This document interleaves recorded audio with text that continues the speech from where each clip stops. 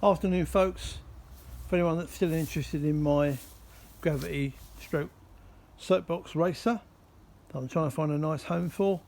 As mentioned before, it's basically two kids bicycles, nearly identical. I think it was boys and girls, welded side by side. I did actually cut them, I wasn't quite sure initially, but yes, I did cut them originally and put the box tubing in to make them a decent shape, because I'd rather than be scrunched up in there with me knees around my ears. I made it a little bit longer.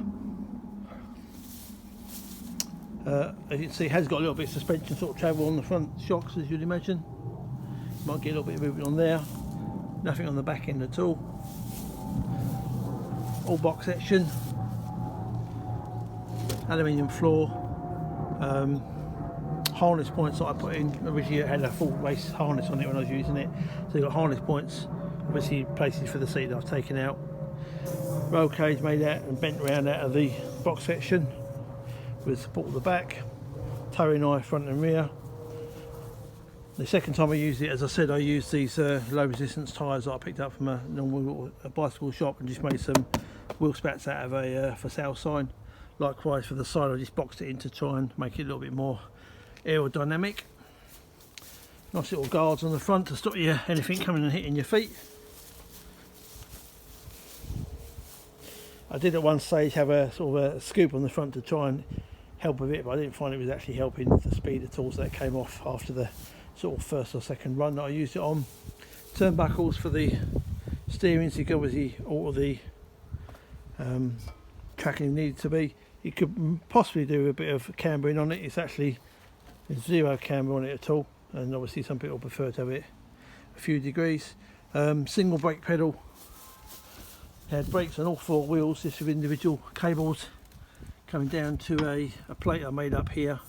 All four of them are basically put in here with adjusters, so you can make sure that the brakes will lock up together, just with one brake pedal that I knocked up. Obviously operate the brakes on all four wheels.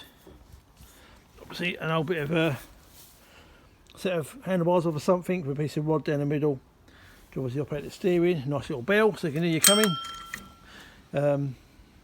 Speedo on it as well, so you can work out how fast you're going. And that's probably about it. Obviously only been used twice, so it's probably gone down the hill about 8 times maybe, including the trial runs. I used it originally with a shell fiberglass seat,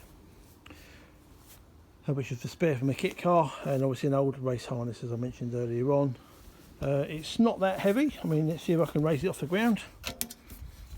Yeah, so that's the back end off the ground.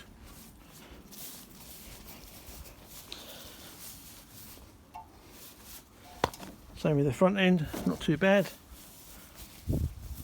Just a bit of a warning, the kit car that's sitting on the trailer there isn't going to move, so whoever wants to take it away needs to help me open up the doors and lift it over here to get to the other side. So it's going to be at least a 2, possibly 3-man lift, including me, to get it over that car. But apart from that, yes, obviously needs a bit of air in some of the tyres.